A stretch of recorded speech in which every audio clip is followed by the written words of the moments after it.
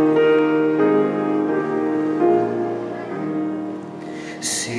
nuestros recursos se han agotado, si fuerzas nos faltan para terminar, si al punto ya estamos de desesperarnos, el tiempo ha llegado en que Dios puede obrar. Su amor no termina, su gracia no acaba, límite no hay al poder del Señor. Pues de sus inmensas riquezas en gloria abunda su gracia, abunda su amor.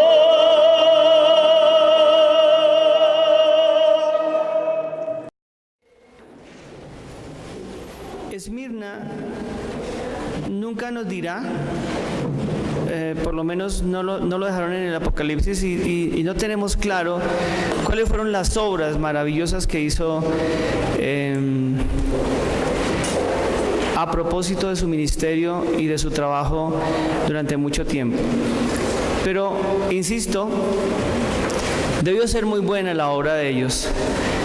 Porque como estábamos hablando esta mañana con el Salmo, Dios respalda la obra de los hijos de Dios que confían en Él. Y es la única iglesia que tiene remanente hoy todavía en Turquía. El mayor porcentaje de cristianos están en Esmirna. Es muy poquito, pero es el mayor porcentaje en toda Turquía. Y esto es también parte de eso que la Biblia dice, la obra de nuestras manos confirma, como estudiamos en el Salmo 90. ¿Qué está haciendo usted, mi bello hermano y hermana? ¿Cuál es su obra en este mundo? Quiero hablar de su obra diaconal, de lo que está haciendo en servicio. ¿Cómo está sirviendo al otro?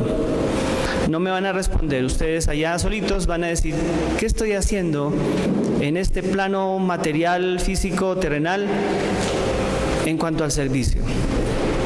No estoy hablando solamente de la iglesia, estoy hablando de las cosas que usted en servicio hacia allá afuera.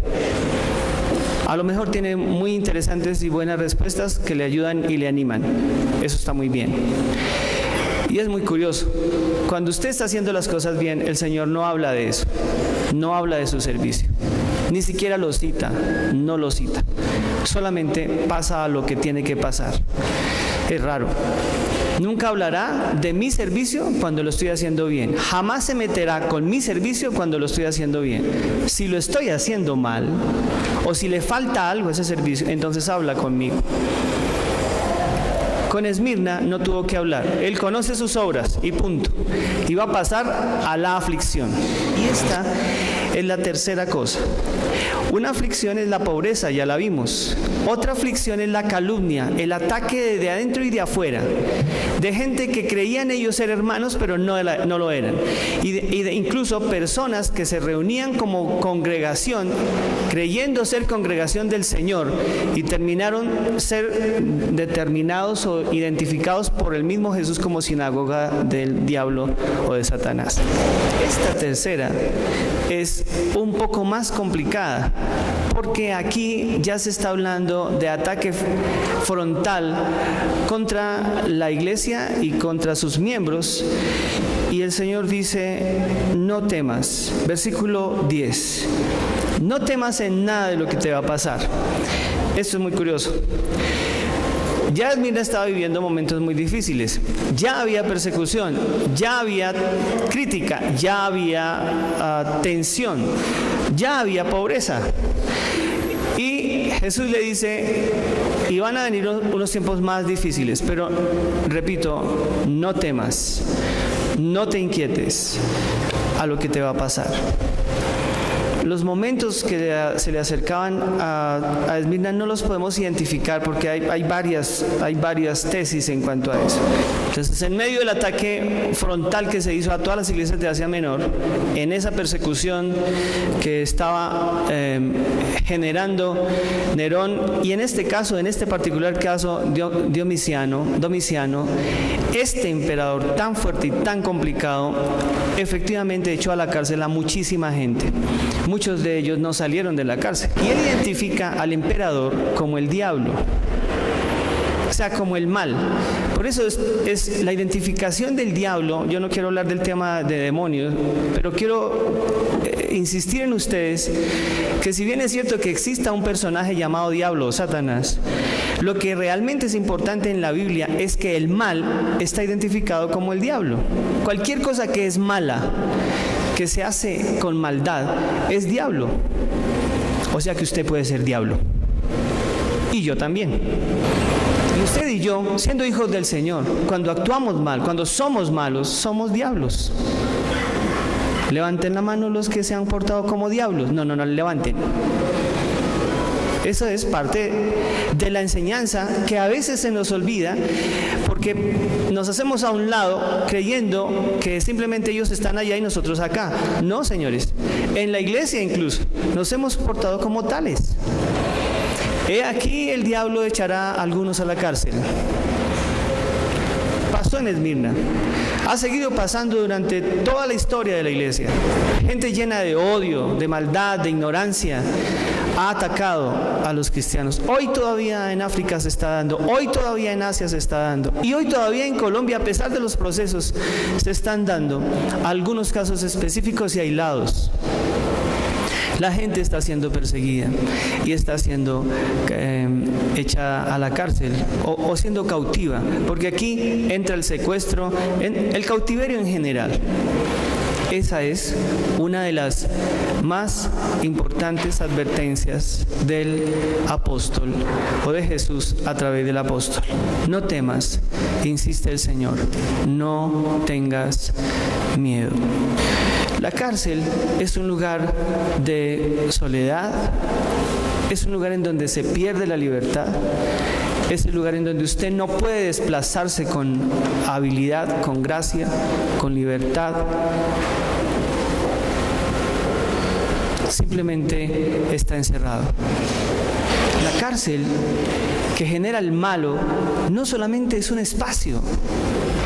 Se pueden generar cárceles a través incluso de doctrinas, incluso de doctrinas teológicas. Se pueden generar cautiverios a través de palabras, de enseñanzas, de expresiones puntuales que no me dejan abrirme ni salir, simplemente me encarcelan. Hay padres y madres que dijeron a sus niños, bebés, frases que los pusieron en cautiverio y no supieron. Hay enseñanzas, hay teologías, hay escuelas que simplemente encierran y cautivan. Hay grupos, hay movimientos que encarcelan a sus adeptos. Todos esos que no permiten la libertad son justamente malos y en ese sentido diablos. Por eso Jesús se apartó de todo eso y dijo: conoceréis la verdad y la verdad os hará libres. No estamos hablando únicamente de los que los meten en un lugar y los encierran en medio de los barrotes y en medio del maltrato. No solamente de ellos. Hay tantas formas de encarcelar a otro, mi querido hermano y mi querida hermana. Hay esposos que encarcelan a sus esposas y esposas que encarcelan a sus esposos, que literalmente los vuelven cautivos de su vida, de sus expresiones, de su forma de ser, de a dónde tengo que ir y a dónde no tengo que ir. Ese tipo de cosas están en la dinámica incluso de la vida de la iglesia. Y la Biblia dice: no teman. Identifiquemos no solamente al malo que está allá afuera, busquemos al malo que está allá adentro y a lo mejor tendríamos que definir el malo que está aquí adentro. Nuestro amado Señor quiere que vayamos un poco más que la historia de una hermosa y bella iglesia como es Esmirna en este caso. Esa prisión se dará para que sean probados y tendrán tribulación. En el caso de Esmirna, dice van a tener tribulación por 10 días. Y aquí, hermanos, hay un montón de estudiosos que hablan de muchas cosas. Uno puede ser que lo más seguro es que Domiciano estuvo 10 años. Otros dicen que lo que seguía eran 10 emperadores que iban a perseguir la iglesia en diferentes momentos. O sea, no la persiguieron 10 más, pero hubo unos que estuvieron tranquilos, pero 10 específicamente, 10 fueron los emperadores antes de que cayera el imperio que persiguieron abiertamente a la iglesia cristiana. No sabemos exactamente a qué se refiere, y la que tendría que averiguar eso, pues es Esmirna, nosotros no. Los procesos de tribulación tienen un tiempo. Me parece que lo que quisiéramos sacar de aquí es que tu tribulación de hoy, la que está viviendo usted, mi hermano y hermana, hoy es temporal. Siempre tiene un tiempo límite. No es eterna. No es eterna. Esa es una bellísima esperanza. No temas. Estás pasando un momento difícil ahora y usted dice, sí, Señor. Tiene dolor de cabeza, reumatismo, se le hinchan los codos, los dedos, las rodillas. Sí, Señor. Sufre de lumbago, ciática, tiene problemas con su novio, la abandonó su marido. Bueno, usted no puede decir sí, Señor, pero eso son momentos difíciles.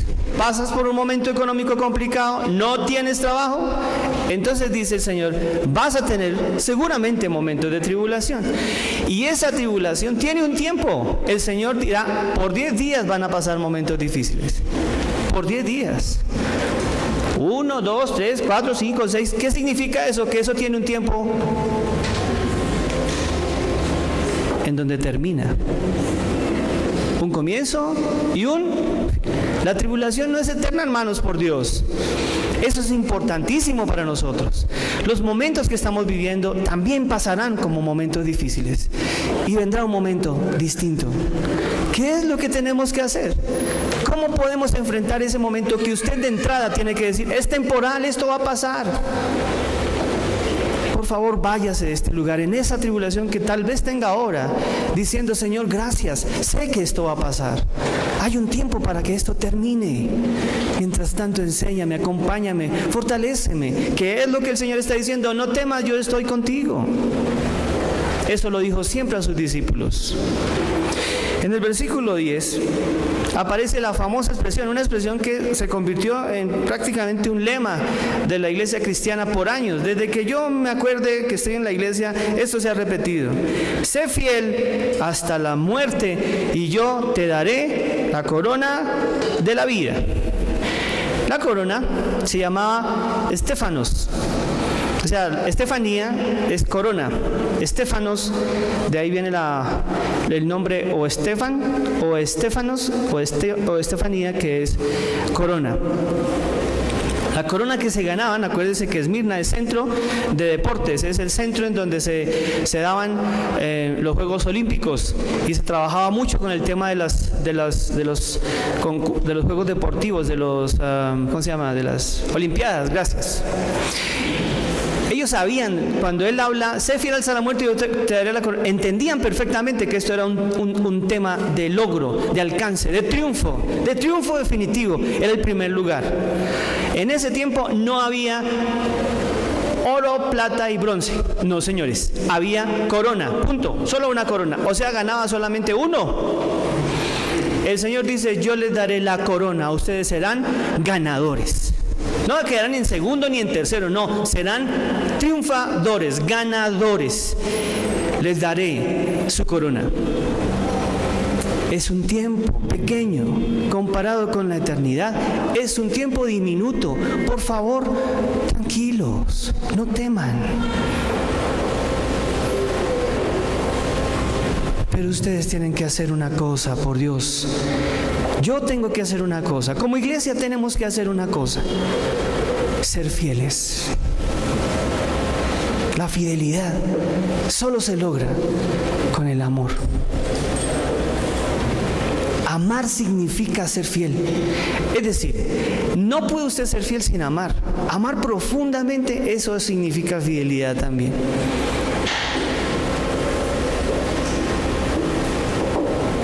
Yo no quiero preguntarles a ustedes, hermanos, ustedes, ¿cuánto aman a esta iglesia? ¿Cuánto aman este lugar? ¿Cuánto aman a su pastor? Porque eso implica, cuando usted dice sí, significa, entonces quiero ser fiel. La palabra fidelidad tiene un sinónimo que algunos no compaginan o no entienden, y es lealtad. La lealtad surge también del amor. Lo que Jesús le dice a la iglesia de Esmirna es: ustedes van a tener dificultades y van a recibir invitaciones para apartarse de mí y para negarme a mí. Sean fieles, es decir, síganme amando. Éfeso había dejado de amar a Dios como lo debía amar. Esmirna todavía no, pero las dificultades podían hacer que ella como iglesia lo dejaran de amar, y al dejarlo de amar fueran infieles. Era tan importante esto que el Señor le dice: por favor, sé fiel hasta la muerte. Si lo eres, yo te daré tu premio. Pero para el Señor es importante que entienda la gente que el sufrimiento y la aflicción tienen siempre un límite. Van a pasar. Vamos, hermanos, unámonos para sentir a ese Dios que está diciendo desde el cielo, por su Espíritu aquí entre nosotros: no teman. Lo que viven, sus necesidades, sus dificultades son temporales, van a pasar. Y yo voy a darles el premio por mantenerse ahí. Me inquieta a veces, hermanos, que hay gente que, por ejemplo, trabaja entre nosotros, trabaja con nosotros y están ahí. ¿Qué pasaría si un día, por alguna decisión, no importa si es justa o injusta, usted sale de aquí, pues del trabajo? ¿Qué es lo que normalmente sucedería? Lo que normalmente sucedería es que la persona dice: ok, gracias por la oportunidad, estuve trabajando tanto tiempo, bendito sea el Señor. Eso no tiene nada que ver ni con la iglesia, ni con mi amor por el Señor, ni por mi amor por esa iglesia, porque quiero mantenerme fiel a pesar de las dificultades o a pesar de las decisiones. Eso no es lo que pasa tradicionalmente. La gente se va amargada, aburrida, vociferando, criticando, y ahí es donde aparece otra vez Esmirna. Ellos decían que eran de nosotros, pero no eran de nosotros. Uno no puede abandonar a su familia simplemente por algo que pasó. Tiene que seguir ahí. Somos hermanos. Y entonces Jesús le dice a Esmirna: manténganse, sigan ahí, no importa las dificultades, sean fieles. Y yo quiero cambiar eso: síganme amando, no dejen que su amor por mí se pierda por cualquier circunstancia de aflicción o de tribulación. Y por último, la Biblia dice: el que tiene oído para oír, oiga lo que el Espíritu dice a las iglesias. El que venciere no sufrirá daño en la segunda muerte. Y esto, hermanos, es realmente lo más importante. Tal vez 3 domingos para llegar a lo más importante. Juan define 2 muertes, pero yo entiendo lo que Jesús quería decir. No hay 2 muertes, solamente hay una. Claro, en términos humanos, terrenales, uno lo tiene que hablar así. Hay una muerte y hay una segunda muerte. La primera es la muerte física, ¿no? O sea, estoy vivo, estoy muerto. Esa es la primera muerte. La que viene para todos, la que nadie puede evitar, la que simplemente llegará. Las razones y la manera como, eso no lo sé. Usted tampoco. A menos que tenga una enfermedad terminal crónica y diga, no, yo sí sé. Pero, en general, nadie sabe. Esta es la primera muerte, lo que la gente llama la primera muerte, lo que la Biblia llama la primera muerte. Cuando uno va al Evangelio, uno realmente reconoce que eso no es muerte. Que eso a lo que nosotros aquí en el mundo cristiano, en el ejercicio de nuestra vida dentro del reino de los cielos, no es muerte, no es ni siquiera algo malo, es una ganancia, es un triunfo. ¿Entienden? Esto es la corona de vida.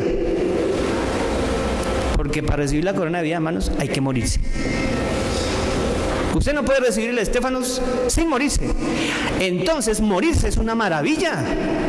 Por Dios, ¿por qué no me entienden? Morirse es una maravilla. ¿Por qué no nos morimos todos de una vez y esto se arregla? Eso no es la primera muerte. La primera muerte no tiene ningún problema. Es una maravilla. Gracias a Dios por los días que nos quedan, por los meses, por los años. Quisiéramos seguramente que fueran muchos años más. Está bien. Está bien, amar la vida es parte del don del Señor y es lo que Él quiere también, que la amemos y la disfrutemos, claro que sí. Pero cuando pensamos en la muerte, ¿te acuerdas? Cuando pensamos en la muerte, tenemos que pensar en esa muerte física como la alegría, la bendición. Pablo dijo, para mí el vivir es Cristo y el morir es ganancia.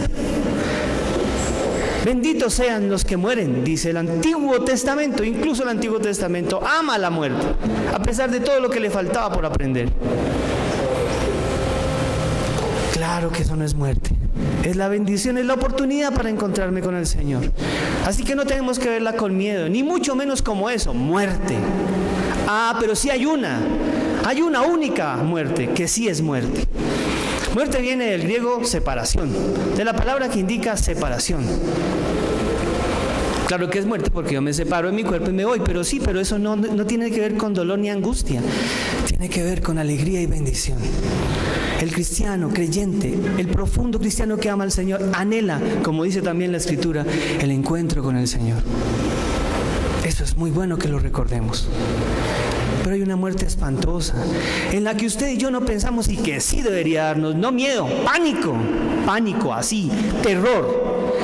Y es la muerte que llama el apóstol o Jesús segunda muerte, que realmente es la única, y es aquella en la que yo o usted, sin Cristo, si no hubiera sido por Él, por su gracia, por su mensaje y por su amor, tendríamos. Y es la separación de Dios, nuestro Padre. Separados de Él, dice la Escritura, nada podemos hacer. Pero quiero agregar algo a esa expresión. Separados de Dios, tampoco nada podemos ser. Termino. Usted y yo necesitamos reconocer que como hay una sola muerte, esa muerte está relacionada con la separación de Dios y puede comenzar aquí, antes de la famosa primera muerte. Es decir, hay gente que está en la segunda muerte sin pasar por la primera. Esa es la matemática de Dios, es rarísima. Usted puede estar en la segunda muerte, usted no, espero que no. Dios los guarde, pero hay muchísima gente que está viviendo la segunda muerte, experimentando la segunda muerte sin vivir la primera, la famosa primera. Bueno, ahí sí sería una muerte terrible. Pero esto que estamos diciendo está muy dentro del contexto de la iglesia cristiana. Es a la iglesia de Esmirna, es a la primera iglesia presbiteriana de Bogotá, y es a la gente que pueda escuchar esta reflexión diciendo, señoras y señores, si hay algo que debemos cuidar, es nuestra vida con Dios, es nuestra cercanía con Él, es estar a su lado, es mantenernos con Él. Por Dios, hermanos, esa es nuestra tarea. nunca estar separados del Señor, porque esa es la misma muerte y a esa sí debemos temerle. Y el Señor dice: vengan aquí, vengan aquí. Él quiere estar unido con nosotros, en comunión perfecta con Él. Vivamos aquí junto a Él y tendremos la seguridad de estar con Él eternamente. Por eso dirá: el que tiene oído para escuchar estas palabras, vencerá, vencerá, vencerá. Sé fiel hasta la muerte, esa es la fidelidad. Sígueme amando y nunca estarás separado de mí. Sígueme amando y el cielo ya está contigo y en ti. Oremos. Señor, gracias por Esmirna y su testimonio. Gracias por sus obras, las que no conocemos, pero debieron ser muy bellas. Gracias por la aflicción que vivieron y la fidelidad que tuvieron para salir adelante. Gracias por recordarnos que cualquier tribulación o angustia o dolor o pena es temporal, pasará. Y gracias, Señor, por dejarnos recordar que la única muerte es la que significa estar separados de ti. A la única que tenemos que temerle y alejarnos profunda y rápidamente es de eso, de todo aquello, de todo aquel que me separa de ti, no importa lo que sea. Por Jesús oramos. Amén.